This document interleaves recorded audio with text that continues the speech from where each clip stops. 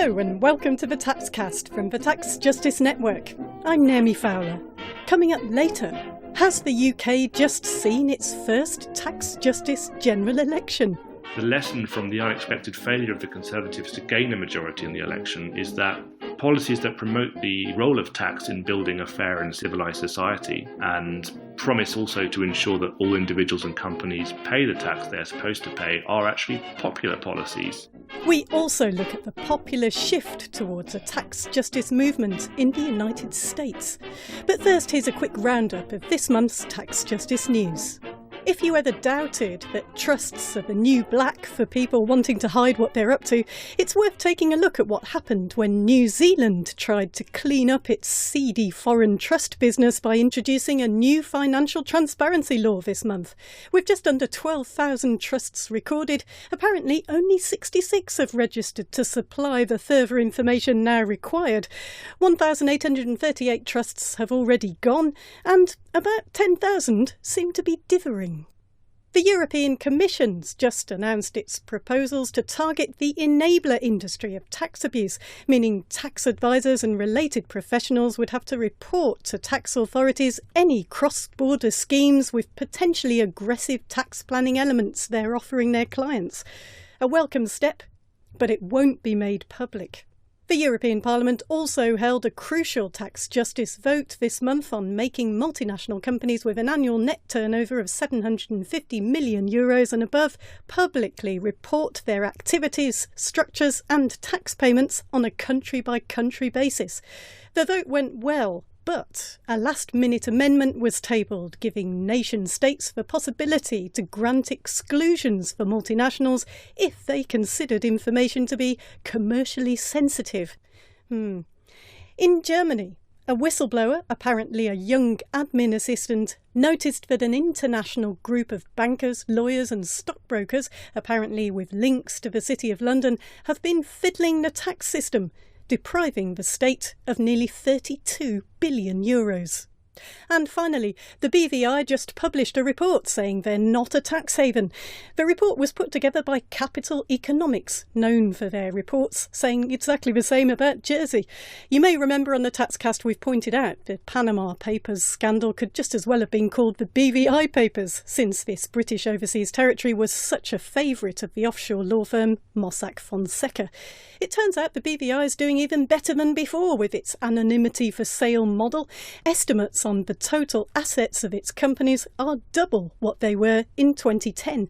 The BVI imposes global tax losses on the rest of us of $37.5 billion every year. They deny they're a tax haven or that they sell secrecy. Well, that's easy to fix. All they have to do is create a public register of the real owners of companies, trusts and foundations. Those are the Tax Justice headlines. Now we're going to talk to John Christensen of the Tax Justice Network for his take on this month. OK, John, so in the UK we've had a snap general election. It turned out to be all about austerity, really, and not about Brexit. At the Tax Justice Network, we are non-aligned politically, but we do have to say that the Labour Party at last did put forward a manifesto with a series of great tax and economic policies. We said on edition 45 of the Taxcast for regular listeners back in 2015 that the election of Jeremy Corbyn as leader was a game changer. They're not laughing so much now, are they? And tax topped the election agenda this time, which is very unusual. Many of us feel this was the most important general election since 1945. There really was a stark choice between holding on to the post-war kind of social gains or losing them. And the Prime Minister's Conservative Party looked set for a landslide. But in the short time available to explain its policies, the Labour Party got incredible traction with voters, and we've now ended up with a significantly weakened Conservative government that's not likely to last very long. Over and over again through the election cycle, politicians got away with constantly repeating that there's no such thing as a magic money tree and that we can't afford the public services we used to have. and we must live within our means. That's their favourite one. The debate generally on economics and tax in the mainstream media was pretty bad, wasn't it?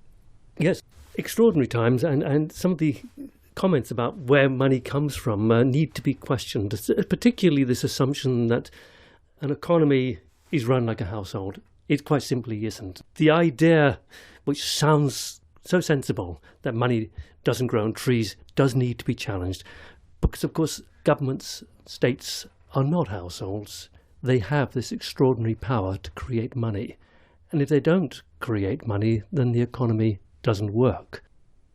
Right, and Labour made a series of tax pledges in their manifesto, things like taxing the top 5% of earners a bit more, raising the corporate income tax back up from its historic low levels, and lots of other things. But when it comes to creating money or borrowing it, if the state stops talking about costs and starts thinking about investments that would pay off as any good investment would, it changes all the choices governments make, doesn't it? And contrary to what many politicians told voters during this election, for governments, money kind of does grow on trees. Yes, I mean, the state can do two things. It can borrow money, and it can borrow money very cheap. And government bonds are very low risk, by and large. Governments can borrow very much more cheaply than most of us can, and most businesses can. Many of them are AAA rated. The government is in the unique position of being able to create money, to issue that money into the economy quite happily, without creating inflationary effects. And if there are inflationary effects, it can use the tax system to withdraw the money from the economy in order to reduce any inflationary effects that emerge. So governments can borrow a lot of money if they wanted to invest. But more importantly, governments can create money because they have the license to create money. As we've seen with the quantitative easing program, if the government wants to issue money, it can do so. That's just printing money, and actually they gave that to the banks. Well, there was the problem. I'm afraid the banks just went back to business as usual. The banks didn't do what banks should be doing, and there is a structural problem for the UK economy, and I suspect for many other economies, which is the banks no longer see their role as the kind of boring stuff of collecting deposits and distributing those deposits back into the local economy by lending onto businesses. They're no longer even equipped to do that. They've abandoned all of that a long time ago. They're much more interested in the speculative stuff, which is one of the reasons why the Labour Party in their manifesto were talking about the need for a national investment bank, because this high-level investment is no longer being done very effectively by the private sector. The Conservatives do like their sort of reputation as being good with business. So, I mean, if we move away from this idea of a household budget into the idea of, not that it is, but that the state is a business, and that, society is a business, then it seems really obvious that you would invest money in order to make it succeed. Well, look, in the 1950s and 1960s and through into the 1970s, it was accepted that the state had a crucial role. And this was the period of sustained growth right the way across the Western world. The state had a crucial role in investing in the long-term technology development and so on, which fed through eventually into things like the smartphone. There's a very well-respected economist, Mariana Mazzucato, who's written about the role of the state as the entrepreneurial state, which creates the right environment for private sector businesses to thrive.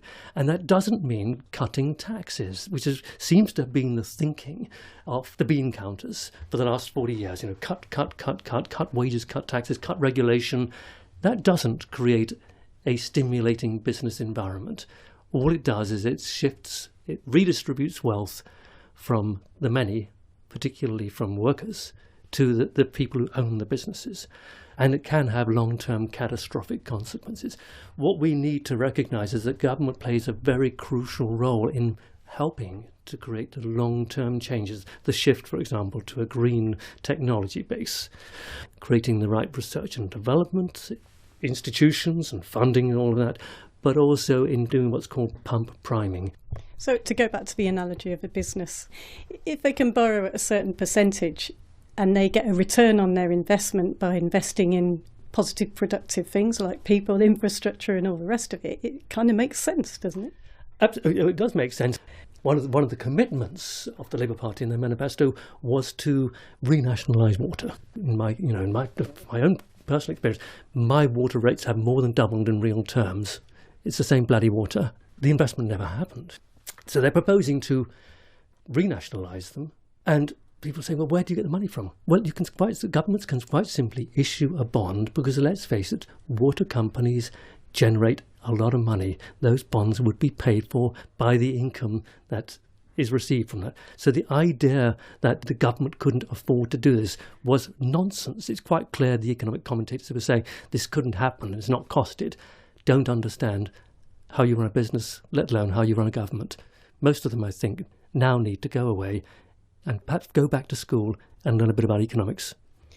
So if in fact the government makes a choice to borrow money at a very low rate of interest, not only would it be cost neutral, it would actually bring a really healthy return back into the public purse. Oh, let's be clear. Nationalising the water industry would not only pay for the cost of buying back the companies, it would also yield huge profits to the Treasury as a result of this ideology of privatising everything and letting the market work.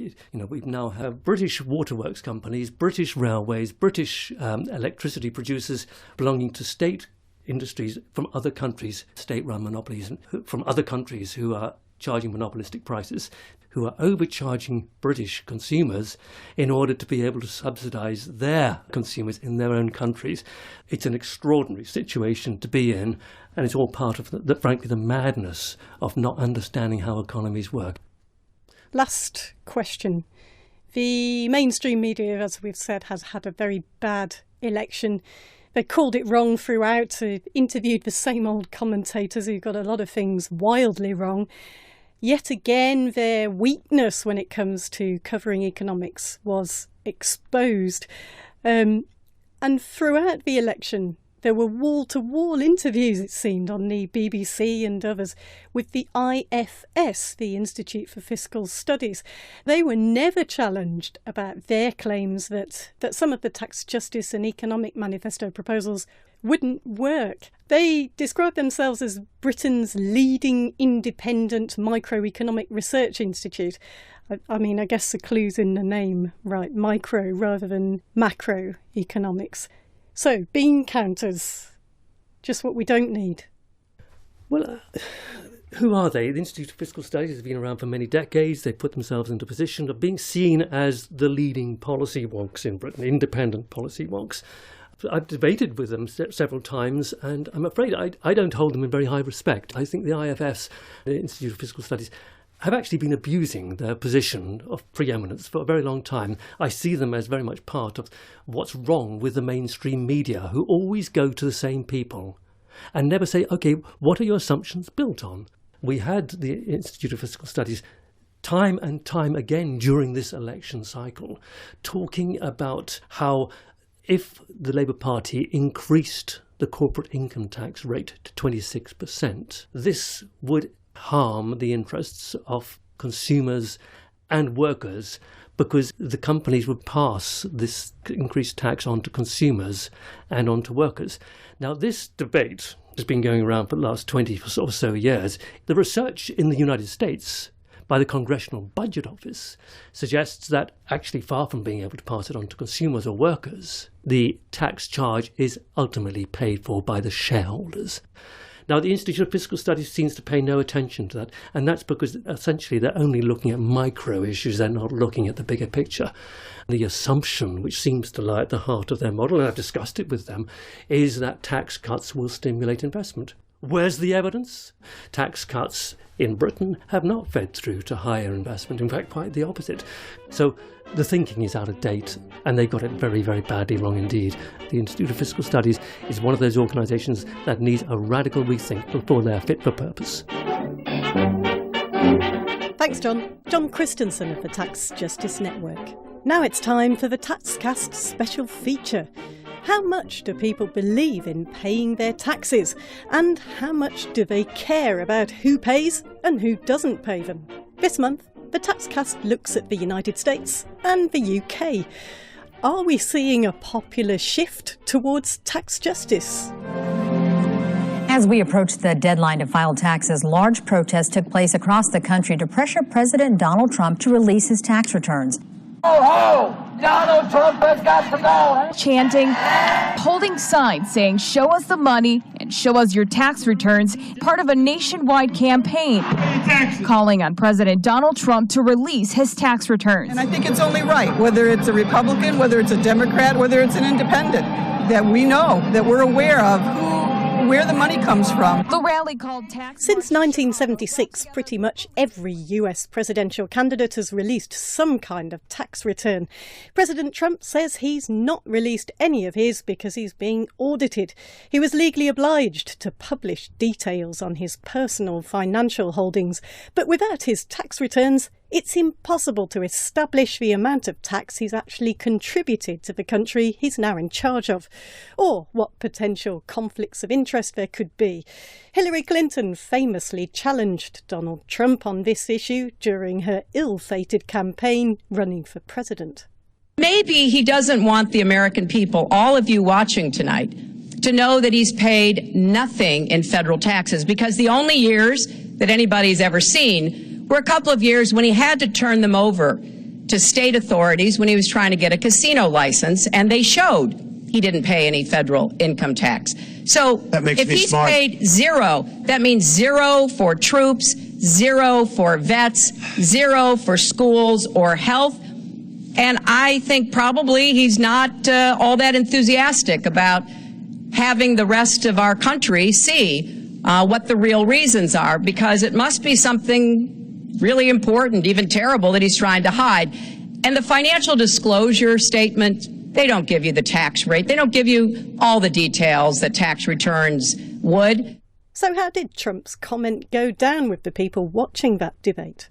We've heard so much about the Tea Party movement that swept across the United States, demanding, among other things, lower taxes for all. On many fronts, I think that Donald Trump's behavior does not represent the views of most Americans. It is absolutely the case that Americans do not see avoiding paying the taxes you're supposed to pay as smart. They see it as unethical.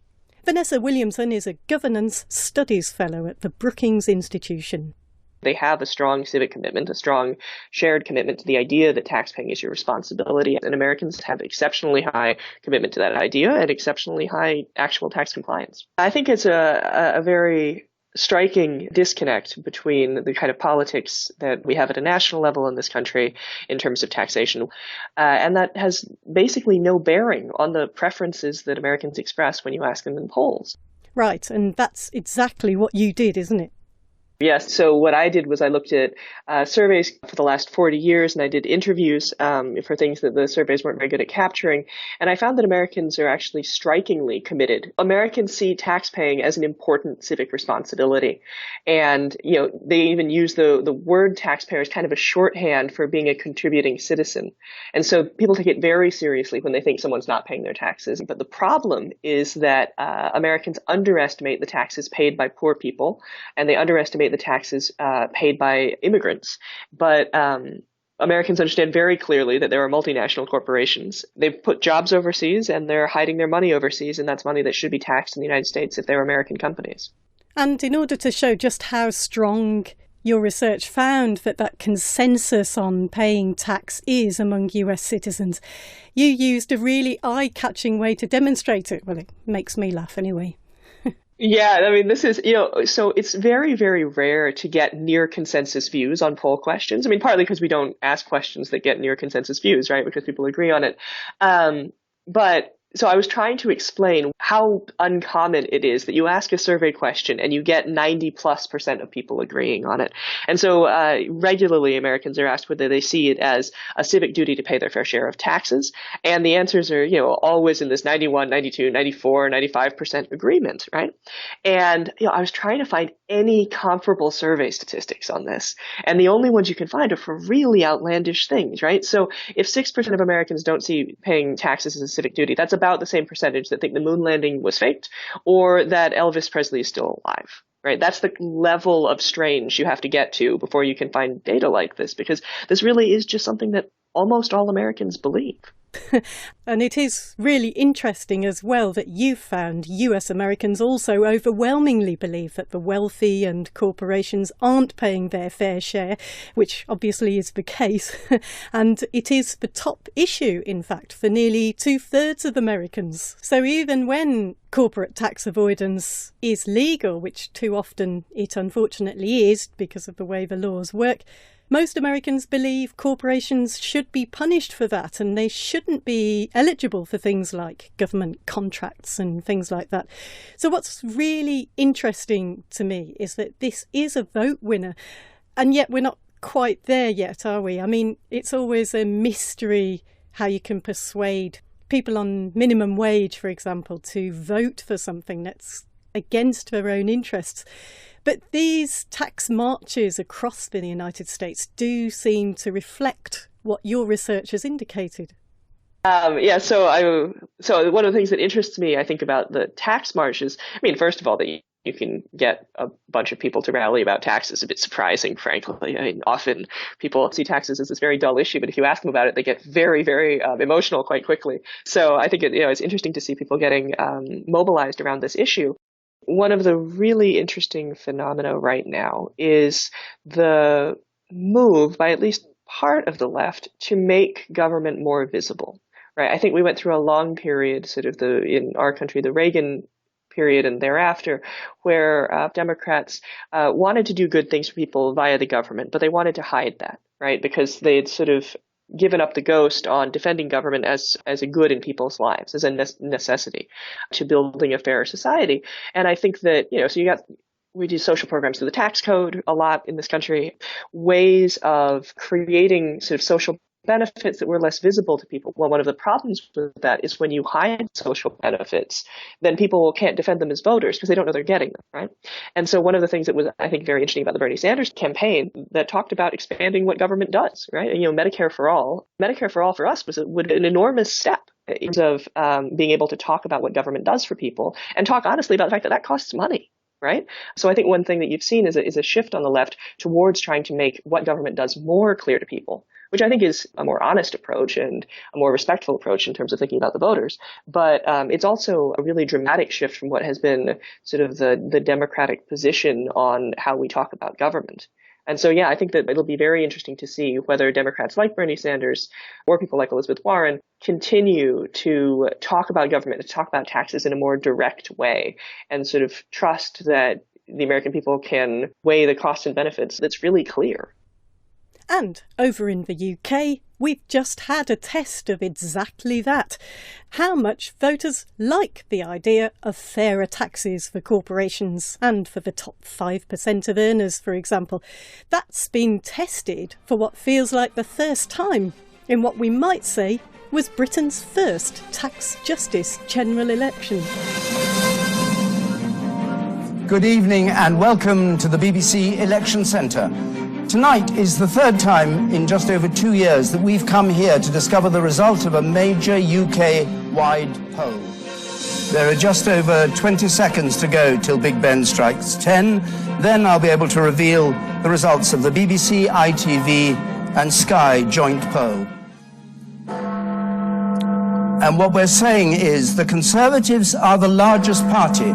Note, they don't have an overall majority at this stage. 314 for the Conservatives. Well, David, if these numbers are correct, then Theresa May has played a high-risk political game and she appears she may have lost her gamble. Just a few weeks ago at the start of the campaign, she seemed almost unassailable. But a very shaky few weeks and an insurgent Labour Party under Jeremy Corbyn may well have dashed the Conservatives' hopes. Now, this exit poll result, it's worth saying, is not what either of the main parties have been predicting privately. This would be another political surprise, with both the British public again defying the expectations of the two largest. During election campaigns over the last few decades, you tend to see a distinction between the Conservatives positioning themselves as the low tax party and Labour as higher tax, higher public spending, although of course at various points both parties have tried to portray themselves as being the party of tax cutting. Will Snell of Tax Justice UK. But what we found in the debate in the run-up to this general election has been that the discussion has been less about which party is going to reduce taxes the most and more about which will raise them and how. The lesson from the unexpected failure of the Conservatives to gain a majority in the election is that policies that promote the role of tax in building a fair and civilised society and promise also to ensure that all individuals and companies pay the tax they're supposed to pay are actually popular policies. And it's not accurate to assume that everyone sees tax as a necessary evil that needs to be minimised as far as possible. Right, and I should say this was a surprise election. It was called at very short notice. There wasn't much time for politicians to get across their manifestos. It was assumed, and certainly I thought, it was going to be a bloodbath. Most people thought Jeremy Corbyn's Labour Party would be annihilated. Politicians seem to have believed for decades that you can't put forward a tax justice agenda because people won't vote for it. There are other limiting problems we've talked about before on the Taxcast around media ownership by offshore billionaires and a widespread lack of understanding of economics by journalists, except for the dominant neoliberal economic narrative that seems to have endured as a kind of common sense. There was a lot of important debate going on through social media communities outside of all that. Will, Tax Justice UK did an independent analysis from a tax justice perspective of the mainstream party manifestos. Tell me what you found. We scored each party's tax pledges against a set of 10 criteria. And those were in 4 areas, so tax transparency, the UK's secrecy network, tax competition and tax fairness. And we scored each party against these criteria and found that of the parties we looked at, the Labour Party came out on top with a score of 77 out of the possible 100s, closely followed by the Greens, the Liberal Democrats and the Scottish National Party a bit lower down, and then the Conservatives and UKIP at the bottom. So what we found was that while some parties have been putting forward some really excellent tax justice policies, others were promoting a much more regressive agenda, and this has presented voters with a very clear choice in terms of tax issues at the general election. Do you feel, as certainly I do, that this is the first time I can recall tax being at the top of an agenda during a general election? It's usually immigration. We were told it was going to be all about Brexit, but it turned out that it seemed to be all about austerity and the reasons for it. Has this been the UK's first tax justice general election? I think in many ways it has. And I think what's also worth commenting on is the extent to which many parties, and in particular, but not only the Labour Party and the Green Party, have made tax justice as part of a wider push on inequality and social justice a central issue of their campaign, despite those early expectations that the campaign was going to be all about Brexit. Right, so I wonder if we can talk a little bit about what sort of policies, tax policies and proposals we've seen in these manifestos that we haven't seen before. The particularly interesting ones, it seems to me, is the idea about reversing austerity by taxing the top 5% of earners a bit more, raising corporation tax, and Labour's manifesto on page 124 had proposals to force some of the UK's satellite havens to create public registers of the real owners, directors and major shareholders of all companies and trusts. That's something I don't think has ever been in a mainstream political party manifesto before. Am I right? As far as I know, that is right. And yes, I think the example of Labour's proposal to compel Britain's crown dependencies and overseas territories to adopt new transparency standards would be a major step forward. But it was hard to escape the feeling, having read the manifestos, that there wasn't really any party that was trying to make a genuine attempt to deal with the extent to which Britain's economy is geared to the needs of the financial sector, and recognising that the financial sector's interests do not necessarily match the interests of the wider country and the wider UK population.